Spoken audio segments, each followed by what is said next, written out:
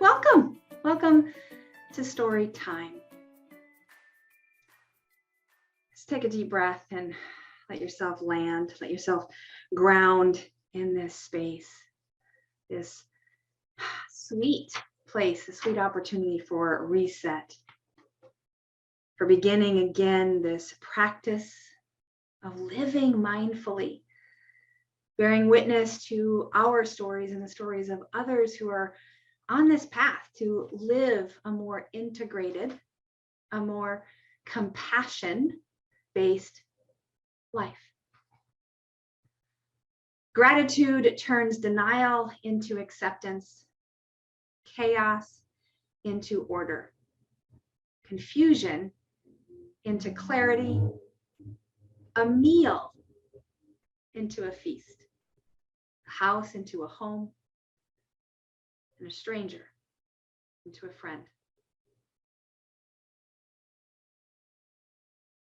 What a beautiful test, checking in point, that when perhaps you're feeling denial, chaos, or confusion, when you're about to partake in a meal, as simple as, well, my breakfast, an instant packet of oatmeal, controls my calories, controls my quantity, makes it convenient, I don't have to make decisions, with fresh blueberries. Not available every day. Is it the blueberries that cultivate the gratitude? Is it the simplicity of the practice of my meal that cultivates the gratitude? Well, what cultivates the gratitude, as we've talked about, is the thankfulness, the feeling. And when that feeling is not present, it's the choice. That's what we're going to talk about today. So the holidays are upon us. And as we reopen from COVID isolation and distancing, maybe you are resuming some of the practices of visiting the doctor, family and friends, coming to public spaces like a yoga practice or a yoga studio or a gym. That when we are at that place of going into a home, a space that is intentionally being shared, whether it's a living space or a working space, right? We are in the business to create a space for our clients and customers to feel safe in entering, whether it's energetically or physically. So in that sense is that how can we change the structure of the business or the house into a welcoming place, a home? That too is gratitude. And finally, when someone comes to our door, a stranger perhaps, do we see them as a threat or as a friend or at least a neutral party? In which case, can we convert that from gratitude, from thankfulness of the opportunity to not only to recognize faces, but to recognize authentic threat as opposed to fear-based extrapolation or anticipation of threat, and turn that stranger into a friend, if only for the 30 seconds that we exchange, no, I'm not interested, right? Or thank you for the delivery, and let them be on their way. How are you practicing gratitude? So far this month, we've talked about thankfulness as the, as the precursor, a feeling that leads into gratitude. Are you noticing those feelings in your experience, right? Maybe, maybe not. Well, I can almost guarantee that if you don't create a mindfulness in your daily living, you're going to probably miss most of what you feel or don't feel. In other words, paying attention might be the precursor to actually knowing what we're feeling. And many of us simply don't have time, or perhaps just don't have the practice. And some of us even have skillfully avoided the practice of paying attention. It's this introspection of what is the story inside my being? How is my body feeling emotionally? We also talked about the stages of gratitude in the sense that recognition, this is where that pause becomes important, to pay attention, an acknowledgement, and finally, then we cultivate appreciation. So today I want to talk about choice. And as I dive into that, I also want to do a little plug that if you are interested and available, I will be leading a 2.5-hour workshop. It's a yoga-based, inspired living-based workshop on the day after Thanksgiving, so Friday. And I've done this a lot over the years, that every gratitude practice begins on the day after Thanksgiving. And then I guide you through an intentional practice with some take-home assignments through the new year. At the new year, then I launch into the next stage of inspired living practice, which is a vision board workshop. So in November, we do gratitude. It's a choice, and cultivate that practice for the month of December. Come January, we reset our intention with some vision board. And something that I am offering again, it's one that I've done years ago, which is how do we then turn that vision board into our plan, our life's work plan, or as I call it, on purpose living. So that's just a little bit of a forecast of what's to come, and how story time is really, honestly, just the beginning, not unlike the beginning of thankfulness leads us to the practice, the discipline, the work of shift. So if you've spent any time with me, you know that there are 3 words that probably come out of my mouth more than any other. And that is intention, attention, and action. If you ask my kids, what they hear me say is yoga, yoga, yoga, yoga. That's all I ever say, right? Well, yes, with nuance. It's a practice, it's all yoga, or intention, attention, and action. Put me on a broken record and I'm okay with that, because I want my message to be clear. This is a practice worth doing, and this is a practice that's going to help you live better. Now, that doesn't mean that living better is all bliss all the time. It means sometimes there's some pain, because we recognize where our own practices have undermined our own development, in which case we have to own that. That brings us to the actions based on intention and attention. So last week we talked about those stages of gratitude. That's really working from the intention that I want to have more thankfulness in my experience. I want to feel more grateful for what I have and what I don't have. Then comes the attention. So we've got to pay attention to what is. It's in that paying attention that we connect with prana, the breath. That is the power, as Darren Main says, that reminds us of our choice. Owning our own volition, our own agency. Realizing that we do have choice, always. Even if it's a choice of what I think, choice of what I eat, choice of how I allow another to impact me. So when we get to action, which is where the practice becomes tangible, and it could be a mental practice, it could be a physical practice, but tangible in the sense that we're doing something, doing, undoing, doing, non-doing. Those are the kind of the entry level action levels of practice. Undoing and redoing would be considered more of your advanced level of practice. That doesn't mean that we can't already do some of these. So I want to talk about what it is that these 4 choices of action look like when we choose to practice gratitude. Perhaps.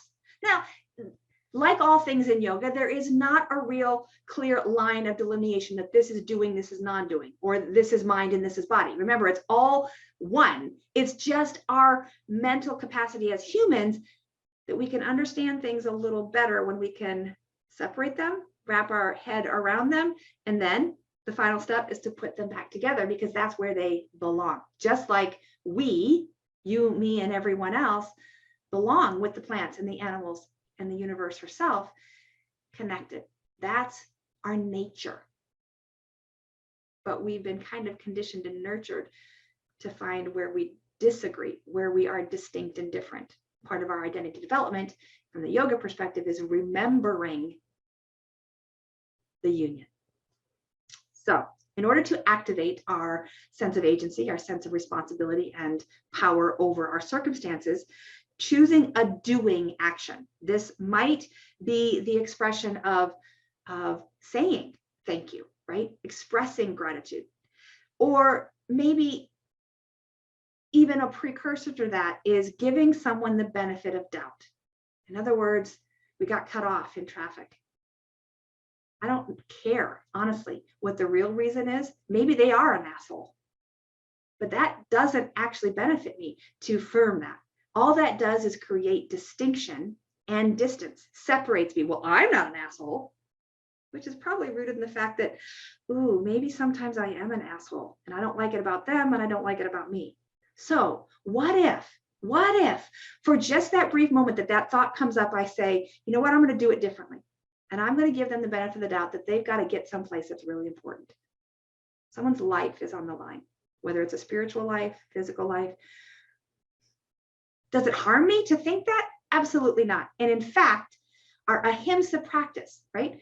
That compelling practice to do good, to do loving kindness, compassionate things, begins by not doing harm. Hence, ahimsa, non-harming. But the advanced practice is where we actually do good. And when we can cultivate a choice of giving someone the benefit of the doubt, that actually releases a dopamine hit of like, oh, love feels good. And generosity, giving love when it's particularly not deserved. Maybe you have a child, a parent, or a partner who's kind of a dick, right? It's kind of their nature, maybe. They're teens. I have them. Well, loving them in spite of that, loving them despite that is a choice of doing love even when it's not deserved. Because love, honestly, when it's truly love, doesn't matter if it's deserved. Love is precursor to our deserving. Why? Because we all inherently deserve love. It's our birthright. Non-doing. Okay, let's talk about non-doing. Okay, so this is maybe the compassion part shows up when I don't do a habit that actually causes harm, or I don't do a habit that is neutral. I do something else. For me, this often means shut up, let someone else speak, right? Because I have a lot to say. And so not everyone has an audience with which to speak. And so me giving the gift of my attention is often me not speaking in order to give them time to think, to speak even non-eloquently, not clearly, even saying like, I don't have anything to say, is still a way of them having an opportunity to speak their truth. The other way that I find for myself of non-doing is to not take things personally. That one's a hard one for me. Well, let's take an example. This is a real life example. This weekend, I made a big family meal. Sat down and we eat it. And one of my kids says, not my favorite. Okay. There's leftovers from other meals in the refrigerator. Help yourself. And yeah, I was initially like disappointed because this was my act of love, my act of service. And so for that to be seemingly rejected, I took it personally. That's my MO. But because I've been practicing this, I was able to then reframe that and trust that it wasn't her rejecting me or my love. It was her just saying, I don't like this texture. I don't like this combination of flavors. And guess what? I'm not responsible for those textures or those flavors completely, right? Because I cooked it. So yeah, some. If I served her a rock hard potato, that is my responsibility because it wasn't fully cooked. You see what I'm saying here? But the non-doing part is an interruption of a pattern that is harmful and or at least neutral to one that is less so, maybe even to the point of loving. In which case, not only was I able to let go of taking that personally, I was actually able to then combine it with giving her the benefit of the doubt that she's speaking her truth. She's owning what her preferences are. And as a mama, I'm going to take some credit for that, to create a space that allows her, my kid, to disagree, to maybe even risk challenging an authority. You see where perhaps that in itself is the gift of gratitude. It's working, whatever it is. All right, so redoing. For me, redoing is really why meditation is so powerful, is that it's in my meditation practice, even if it's just taking a breath before I get out of the car and go into the house or whatever else, is the sense that it's in those pauses where I can often be a little more honest with having missed an opportunity to say thank you or to express what I wanted, what I needed, my truth. In which case the redoing might be reaching out and saying, hey, I want to amend what I said, or I want to add on to what I said, or I wanted to offer, right? So it's an opportunity to re-engage in a conversation or an exchange that has since ended. So by redoing, I'm reinserting myself into that experience, but with the wisdom of what I've gained in the time since. And my upbringing said, kind of like a punchline. You missed the opportunity, too late. Dang it, but it was a good one. Okay. If I get too absorbed in that I missed it, that can turn into some self-loathing. I'm never quick enough. I'm never smart enough. They're so much better at this than me. In which case, sometimes I even say, I know I missed the point, but I just want to share this. Why? Because it's me being authentic, authentically quirky and weird, yes. But how else am I going to practice? How else am I going to get the feedback to know whether or not what I thought was funny was actually funny? Or more importantly, sometimes, does it matter what they think? Does it matter if I'm funny? Yes, of course it matters. Put that aside. All right, lastly then, the fourth category of action is our undoing. It's kind of a continuation of the redoing, because if I don't have a desire to redo, then I probably don't have the necessary depth of responsibility and accountability and agency to accept someone else's shortcoming, to own that as my opportunity to fix. I didn't cause racism. I didn't cause sexism. I didn't cause your physical pain. Even if it happened in class with me, right? Chances are that was an incremental, the last straw, right? You reach down to pick up your socks. Point being, I'm not that powerful. So I can't be the cause of all suffering. What? Despite what my ego sometimes think. So in the undoing, this might be where we own the suffering or the cause, the root, and say, you know what? I have contributed in some way because I haven't helped heal this. And we apologize.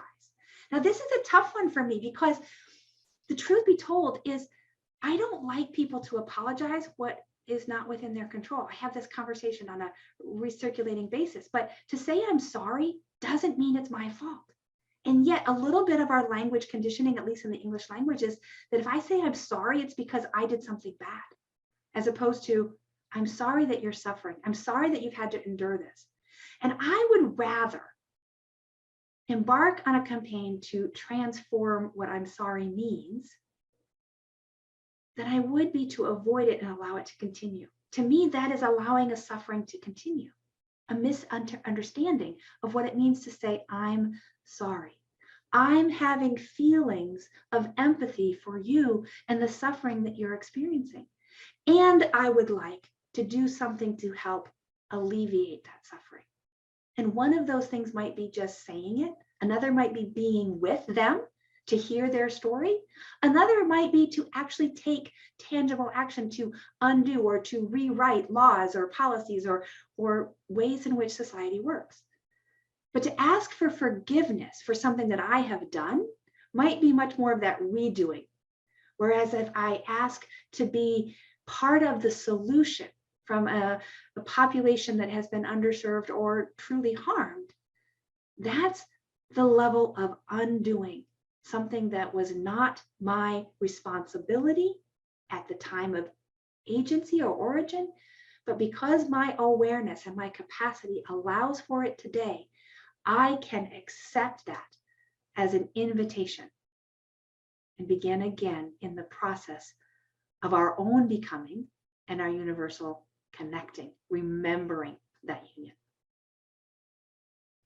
Okay, so to recap, doing, non-doing, redoing, and undoing. Any of them based on your intention, measured and evaluated based on the capacity of your energy and your attention, put into action, will help to cultivate this practice of mindfulness, giving you access to thankfulness, and ultimately prove you into the relationship with gratitude. Next week, we'll talk about tips for honing your practice. In the meantime, keep breathing, keep moving, keep resting, keep looking for opportunities to integrate your intention with attention and put them into action based on compassion and truth. In other words, do yoga at least a little bit every day. And remember, it's all yoga. Thank you so much. Namaste.